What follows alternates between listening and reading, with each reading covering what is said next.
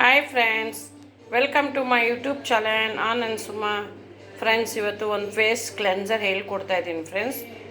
ತುಂಬ ಚೆನ್ನಾಗಿರುತ್ತೆ ಫ್ರೆಂಡ್ಸ್. ಇದು ಒಂದೇ ಸಾಕು. ಮಾರ್ನಿಂಗ್ ಎದ್ದು ಇದರಲ್ಲಿ ನೀವು ಡೈಲಿ ಮಾಡಿಕೊಂಡ್ರೆ ಮುಖ ಕಾಂತಿಯಾಗಿ ಪಳ ಅಂತ ಯಾವಾಗೂ ನಿಮಗೆ ಸುಕ್ಕು ಬೀಳಲ್ಲ.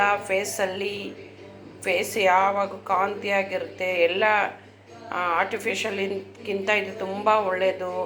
ಕೆಮಿಕಲಿಂದ ತುಂಬ ಒಳ್ಳೆಯದು. ಏನಿಲ್ಲ, 2 ಸ್ಪೂನು ಮಿಲ್ಕ್ ತಗೊಳ್ಳಿ.